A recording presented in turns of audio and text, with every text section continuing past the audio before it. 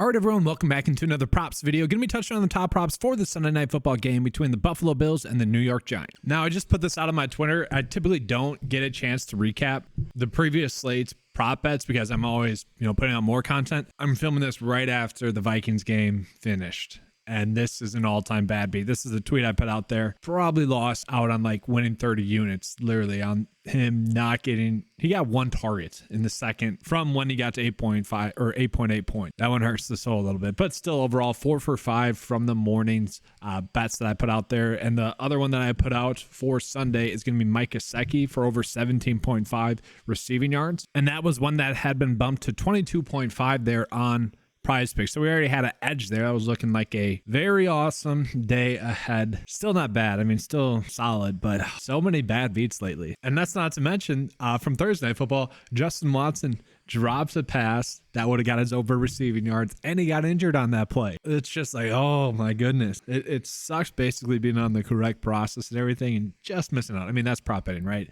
We're trying to cash over 54% of the time to have that long-term profit, and we've been able to do that. It's just when you have those bad beats like that, it hurts even more, right? That being said, you get just as many kind of lucky things happen as well. It bounces. But looking at this game, we got New York versus Buffalo. 15.3 dog are the Giants. Okay, this game is probably going to be ugly. Not that high scoring as well. Thankfully, it looked like it could be potentially bad weather. That is not going to be the case. So at least we have that going for us. Looking at the Giants, there are so many question tags for them. We know that Daniel Jones is out. That's good. Darren Waller is expected to play. The news is that Saquon Barkley it's optimistic that he can play. His backup running back, and I say backup because I still think he is the second best option, Gary Brightwell, is currently questionable. He was limited in 2 practices, probably expected to play as well. And so that just leaves us with really a big headache for New York. We don't know what to expect from them.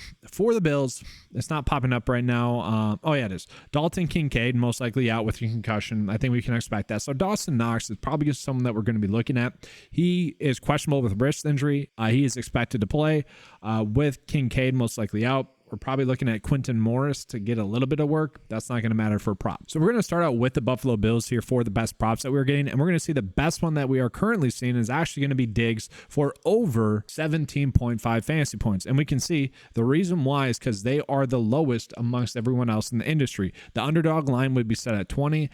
The projection data has it set at 21.4.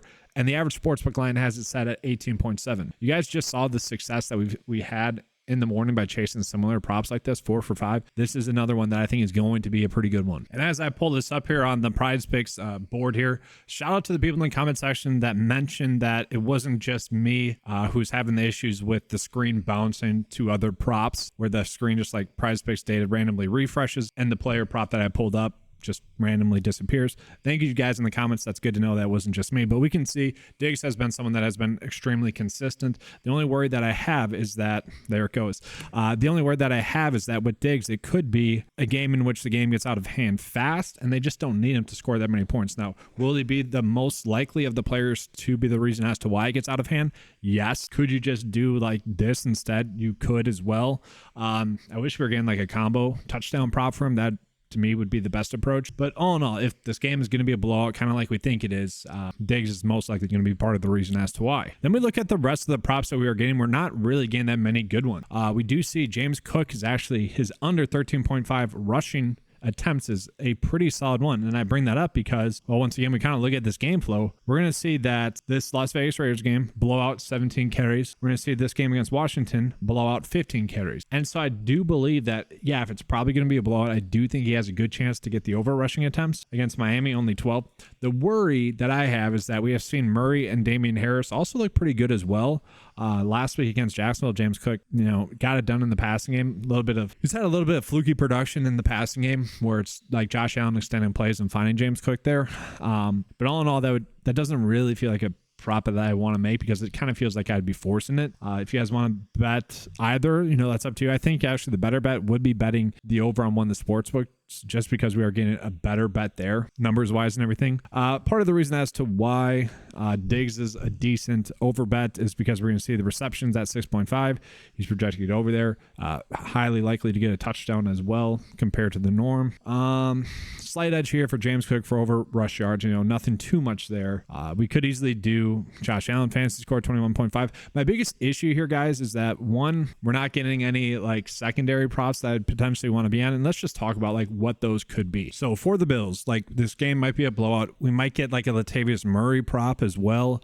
I don't know if I would want to touch him, but I do expect us to get some Dawson Knox props. And I'm wondering what the line's going to be at, like probably 2.5 receptions. I would assume maybe 3. The receiving yard prop is probably going to be around 15.5, maybe even 18.5. I think I would still take the over on both of those if they come out that way, just because he should be playing closer to 75% of the snaps as well.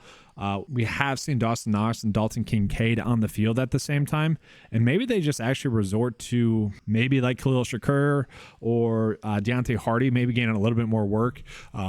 Kind of operating out of the middle of the field a little bit more, kind of operating as like a true slot receiver. That is something I could see happening. It is something I don't want to bank on happening, but for what it's worth, like Hardy has been someone that has been getting a few play designs to him each and every game, playing about 35-ish% of the snaps. I don't know if I would want to take it, but if his like receptions prop is at like 1.5, that would be something I'd be interested in. Okay, not something I want to go crazy with. But all in all, for the Bills, it does feel like a tight slate. Now let's move on to the Giants. We're not going to get that many prop bets for them, fair warning, because of all the injury news. And so right now, until we get Darren Waller officially ruled in or news on Saquon Barkley, these are the props that we are currently getting. I will say I am interested in like Robinson still today. I want to know what his receptions are going to be set at though, or if we're even going to get a receptions prop. So in his first game back, he played in limited snaps. The expectation would be that he probably would like double up those snaps. That ended up happening, and then he played about 65% of the snaps in the last game. So if he can get up to like 70% of the snaps, caution, because obviously this game could be a blowout fast and you never know. Then we probably won't want to chase it. But if his prop line for receptions is set like 4.5 or anything less than that, I feel pretty good about betting the over there. Receiving yards, I actually feel like he's going to benefit a little bit from having Tyrod Taylor in there in terms of receiving yards. So if you want to bet over 25.5 receiving yards, you can. We can see slight edge there, 51% chance for that one to hit. Darius Slayton as well. Like I almost feel like we could do a slight stack just based off of the props that are available right now for like Robinson and Slayton for over their receiving yards, just because we know that they're going to be on the field a bunch. And maybe that's just like a stack we could potentially run out there as well. I think it's going to be ugly. I don't think we need to do it, but Tyrod Taylor looked decent enough in the limited work that he got, 86 passing yards. Now that was against Miami, a much worse pass defense than is the Bills. And, the game was pretty much over at that point as well. If the game stays close enough for long enough, I guess I wouldn't mind that. It's a tough slate. I feel like any bet we're making here is just we're forcing it. And I know that you guys have like the proper understanding of how these games work. And I'm switching over to Underdog here.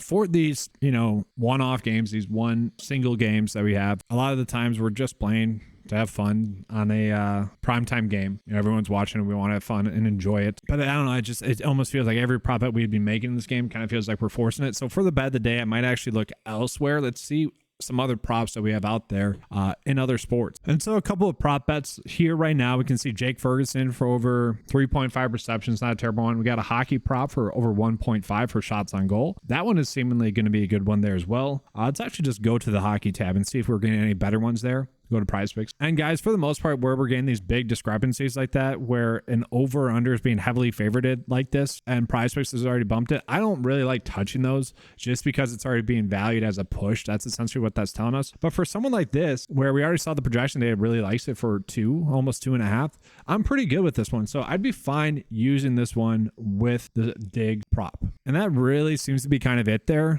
Let's check out some MLB props, seeing if we're getting any good ones there. Hitting fantasy score, this is okay. Corey Seager. It's actually crazy how much tighter the lines are for playoffs. And now it's like starting to make more sense why we were able to dominate with the hitting fantasy score props. Now looking at the playoffs lines have been so much more tight, and it's probably just less games going on at once, less variables for PrizePicks to be able to handle. And so that's why the lines are more accurate. For those that missed it, like the hitting fantasy score prop was insane. It hit like 3 out of 4 times.